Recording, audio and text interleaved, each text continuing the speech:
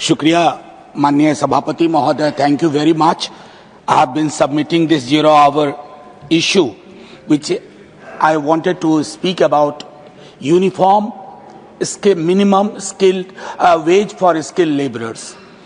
Sir, अर्थव्यवस्था और आर्थिक विकास के जितने अफसाने हम सुनते हैं वो सब बेमानी लगते हैं अगर हम संविधान की धारा 39 के संदर्भ में उसका आकलन करें.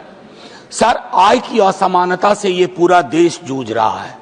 इस देश में एक देश एक कर हो सकता है, तो एक देश एक समान श्रमिकों को भुगतान क्यों नहीं हो सकता?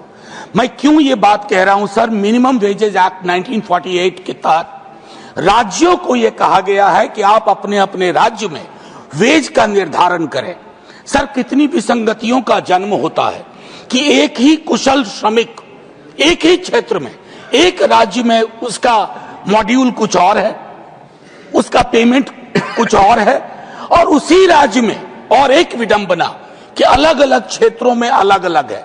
जैसे एक टेक्सटाइल मैन्युफैक्चरिंग किसी भी क्षेत्र को ले माननीय सभापति महोदय, तो हमारे बिहार झारखंड में जो पेमेंट है वो तमिलनाडु और केरल की तुलना में बहुत कम है. अक्सर इससे क्या होता है कि सर हमारा जो पूरा पलायन का की एक संरचना है वो भी अनियमितताओं और विसंगतियों को जन्म देती है. माननीय सभापति महोदय, सरकार के लिए यह मुश्किल नहीं है, सरकार के लिए कुछ भी मुश्किल नहीं है.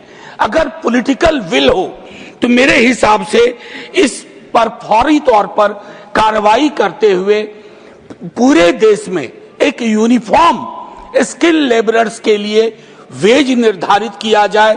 अन्यथा हम जैसे गरीब राज्यों पर यह तमगा हमेशा लगता रहेगा कि इनके यहाँ मजदूरी कम है, इसलिए उनके यहाँ पूंजी नहीं चाहिए, आप ट्रेनें दे दो ताकि श्रमिक अलग अलग राज्यों में जाकर के और अपनी सेवा दें, उन राज्यों को बढ़ोतरी दें, उन राज्यों की तरक्की के हिस्सेदार बने.